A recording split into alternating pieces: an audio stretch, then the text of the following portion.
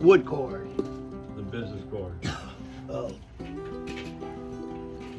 So, welcome to the John Ray and Chuck show. So I wanted to, I You invented made this. a horsewhip. No, yeah, like my cousin Tracy. So he used to ride them race horses. So what this is a shoe horn. You know, I must say, Skechers has developed an amazing feature where you can just, like, this heel will not go anywhere. Finally, you could put your shoe on without Untying. Well, no, but there's plenty of slippers we've had, but Yeah. still you bust that heel every time, unless you have something like this. And, My slippers, huh? you know, you should, like, see, all I gotta do is, boom, lean back, Lean back, baby. yeah, just lean forward. So tell us, what is the shoehorn for then? Well, because I was just making a point. Before these shoes, like, or with other pairs of shoes that I have to wear, I have to, I don't have to, but it makes life so much easier to have this device. And it comes real small and stupid. And I've seen them in plastic, but they break, man. You gotta, like, be able to put some pressure on that. The heel went to slip it in the shoe a lot of times. You look like Al Bundy when you have the shoehorn. Yeah, or what about me? In the 70s, we grew up with these, to take off your cowboy boots. Oh, to measure your foot? No, it's a little step with, and it has I never had cowboy boots. Kubu boots. Yeah, no. Because we go to say something, you were thinking work boot, but you said I said cowboy. You said I never had Kubu boots. But wait, what were we talking about earlier with the residents? What was our conversation? Well, we started talking about finally figuring out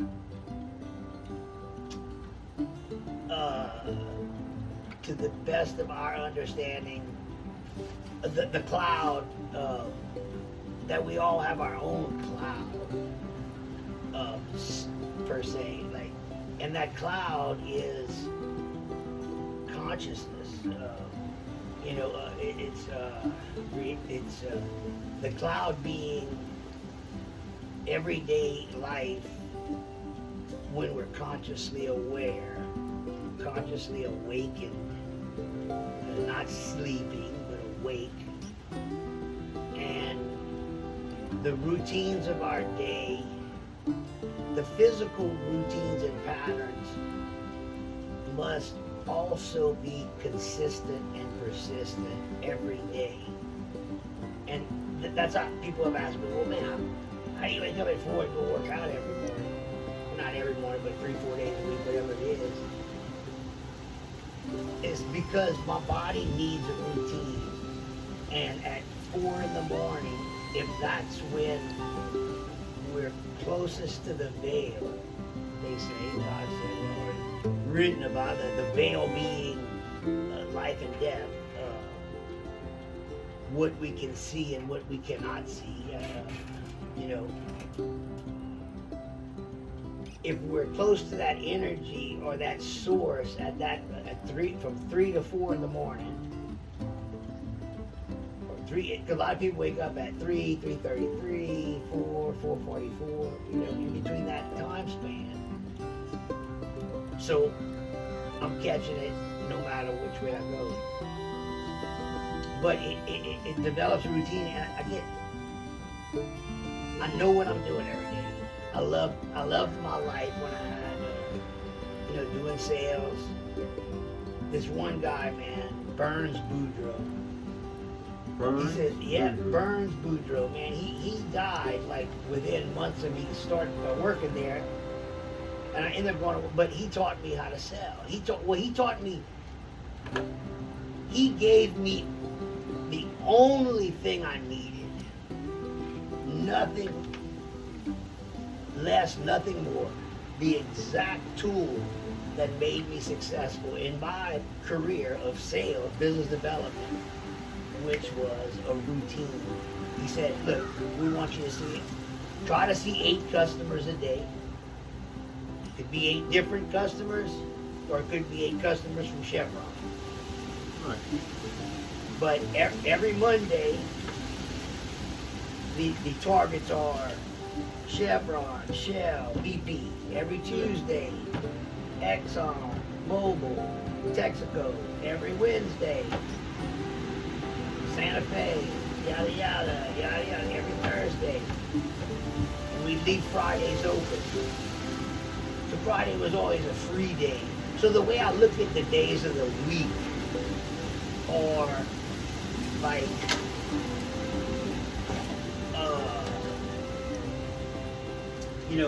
so it's But you have a routine. watch. Yeah, but watch. This is the way I view things, right?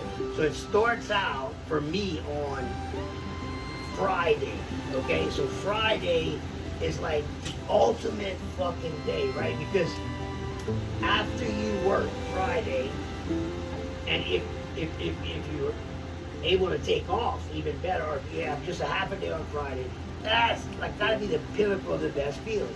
Yeah. But then Saturday comes, for some reason it notches itself up above Friday. Because I don't have to, because, okay, I know I didn't have to wake up here, but Right. I don't have to wake up here either, Right. you see? So I always picture the weekend as these 3, 1, 2, 3. And then the rest of the days of the week follow. Monday, Tuesday, Wednesday, Thursday, Back Friday. to Friday. Yeah, Thursday, Friday, Friday steps up, and then it goes back down. Is that how you view it? Like in your head, kind of? Like, I used to. You look forward to the weekend and not waking up. Now it's well, it doesn't, I know, it's weird, because it feels like it may not matter, right? But in all actuality, if every human being, if everybody, if everything has a purpose, if there's a reason for everything, okay, there may not have to be a reason for everything either, right? But if there is, and we matter, we should still do our best to be a productive member of yourself, for society, right. in society, right?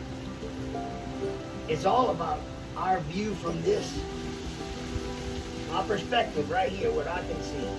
Now, and you see me, which I can't see me the way you see me, unless I get outside of me and am able to see me through you.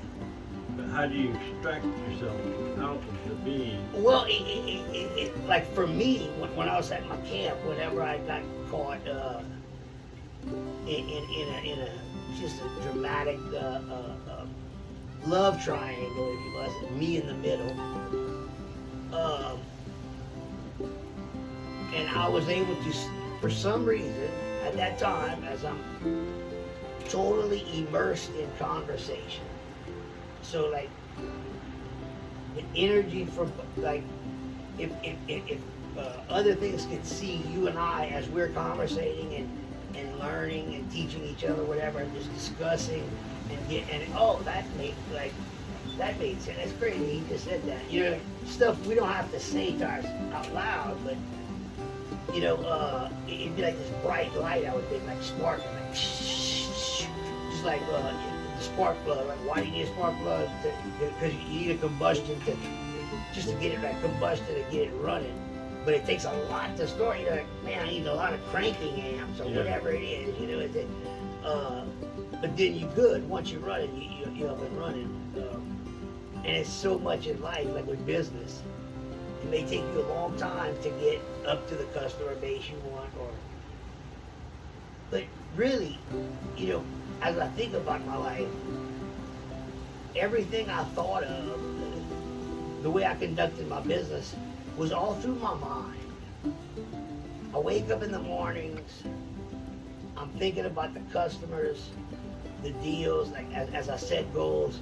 All right, like for instance, if the job I have is making sure scaffolding crews are working, making sure hot bolting technicians are working, making sure tank and vessel cleaners through Magnolia.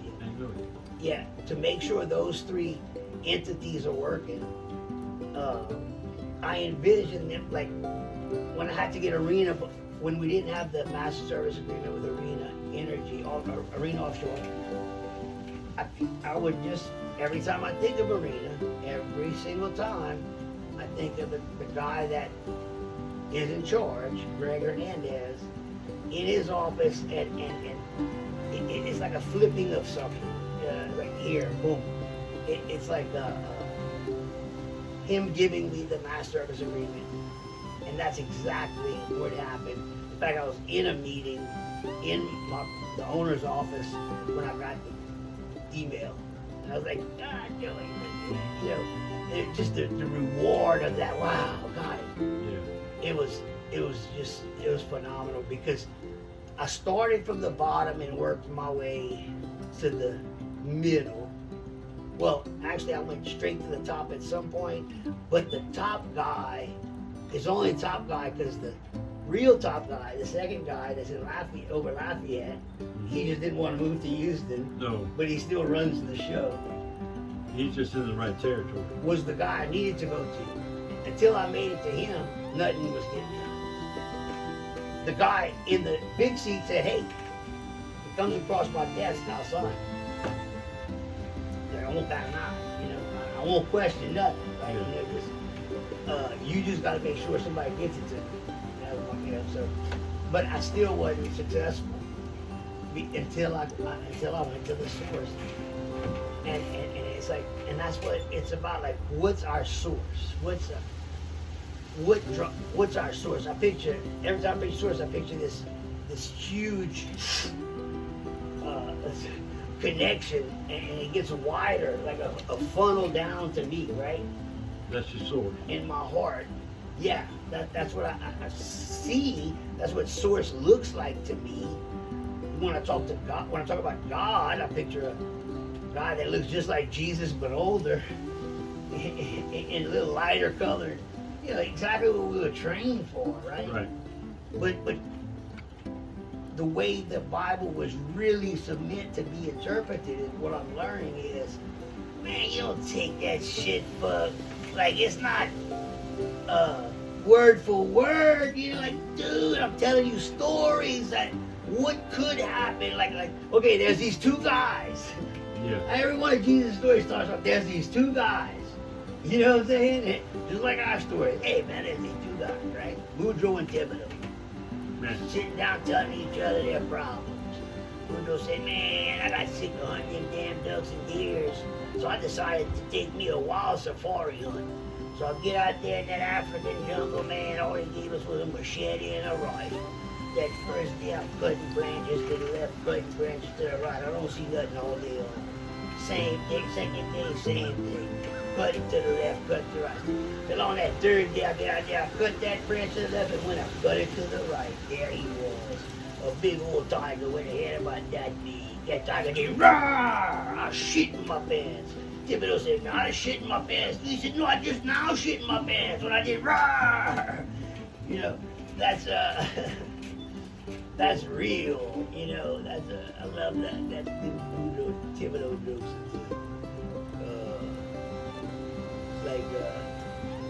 You know, Buddha said, he tells this woman sitting next to him on this airplane, he said, my gosh, what's that beautiful aroma?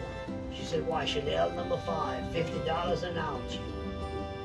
He said, oh, she thinks she's bad, or I'm gonna fix her.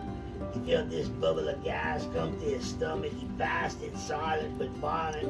She said, oh my gosh, what's that atrocious odor? He said, boudin balls, $2 a pair. So the airline pilot comes on the air, he says, look, I got some bad news. We got 5, 10 minutes. You better pray, do what you gotta do. We're about to crash and die. That beautiful woman jumps out in the aisle. She rips her dress off. She says, "I want somebody to make me feel like a woman." I jumped up. I took my shirt off. I said, "Here, iron this." I know that's a joke, but going back like so we can joke like that, but our reality, and in our reality, like, how much time do we need to dedicate to meditation and going within? If it's all within, and so if that's connecting to the source from right here, it's coming from me. It's not coming from the source. Well, you gotta draw something from the source. Well, no, I'm just saying, yeah. Well, but in the Bible makes it like we can get cut off from the source, but reality is we're never cut off from the source until we die. Right. The body, as long as the body is there. Now, what happens to? Does the consciousness of a man live on? Does the consciousness of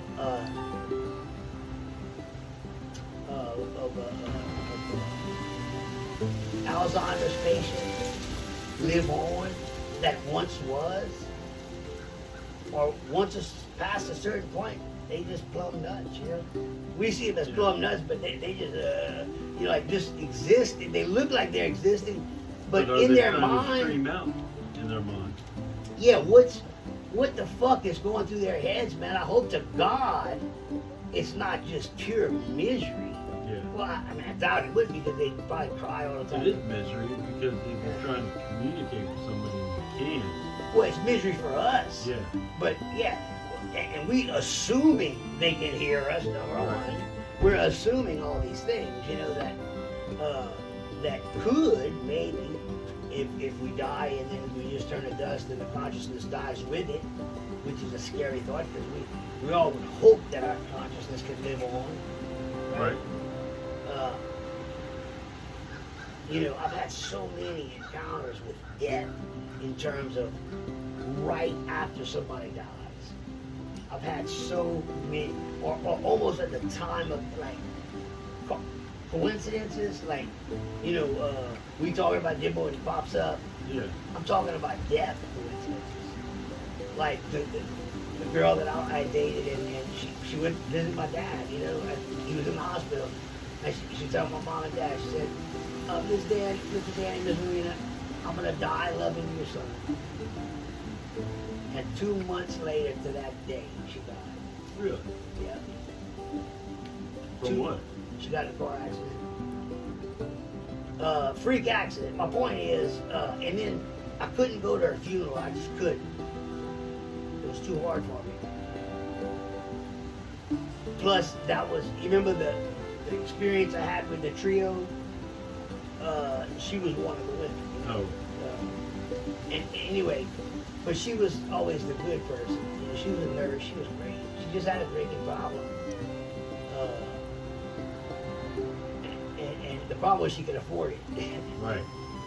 So. That's the bad part. Yeah, and she, when she was sober, you know, so I understand when she was sober, she was perfect. Literally. I mean, I couldn't ask for a better chick, you know. As soon as she started drinking, if I'd leave her, if she'd leave my house and I'd go, I'm shopping. Like one occasion, I'm in the Toys R Us. Yeah. And I started getting these texts like, these paranoid texts like, you seeing somebody, you know, just accusatory. Yeah. And just next thing I know, I'm fighting. You know, I'm in an argument. That what my heart wasn't in it as much the second go round with her.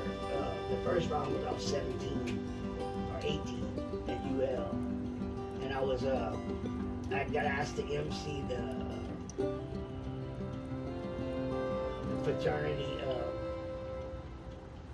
obstacle course thing. You remember that? No. Yeah, all the fraternities would get together for homecoming, and we had this obstacle course that we had made, and yeah. I remember that. Yeah, I mean, I had the microphone. It was by where the pond is. Right there. Oh, That I area. remember that. And Well- you had to row across the pond. Uh-huh. Yeah. Yeah. Okay. Yeah, I was the one. I was the guy that year that was doing it. And Marla was just hung by me the whole time, you know. And she was beautiful. I mean, she was beautiful. I mean, wow. And the problem was I had a date with her sorority, one of her sorority pledge sisters, like a couple weeks before this. I'm going to my mom. Okay, babe. Okay. You look beautiful. I like your outfit. Show him. Let's see your outfit. Come on. Yeah. That's the style now. Yeah. But then I like it. She knows all the trends, right? So she's like, every time I want to get something, she's like, that's not even in style anymore. Do you use the same shit that you used when you was 14 years old? Yeah. No, I do. I'm thinking. Mm-hmm. And it's okay. Everybody has their own style. Yeah. I was just always a polo guy, man. I don't know. Since I'm young, since I'm real young. Polo is it. But I like but polo lit too. but the lit not you know that's what I got real confused in life. Polo isn't As almost- as time went on and they started calling polo shirts, right? They Yeah. gave a name Where to the the collar was yeah. polo. Well, polo with don't the play soft. with that polo. Yeah, I'm not. But you know they had La Tigre. If y'all remember La Tigre, they had That polo. Tommy yeah, Hilfiger. Lacoste, Izod, Lacoste, Yeah. Izod and Lacoste. What else? Yeah, Michael Kors, Chanel, Gucci. That's Yeah, getting right. up there. But for me, the class I was in was the Polo. polo. Right. So the La Tigre was always a step down. The what? I see these shirts now, the GH or something. It has some initials as a step down. You know, again, like I see the Weekend, like that, and the rest of the week I see that polos up, and not that people who wearing the certain type of shirt is beneath me, because I could make a T-shirt and jeans rock. It could be like just a cheap T-shirt, right? But I'll make it look sexy as hell. Yeah. Because It's not the clothes, it's the people. that's right. No doubt. Because yeah, haven't you seen people that they'll have the right clothes, but they're wearing them wrong. You know, they tucked in all the way. You know, like, man, hold yourself up. My grandfather would catch me. He'd grab my stomach and my chest. He'd push me. If he see my shoulders like that, he said, "Don't walk with your shoulders." Yeah. Don't let it ding out.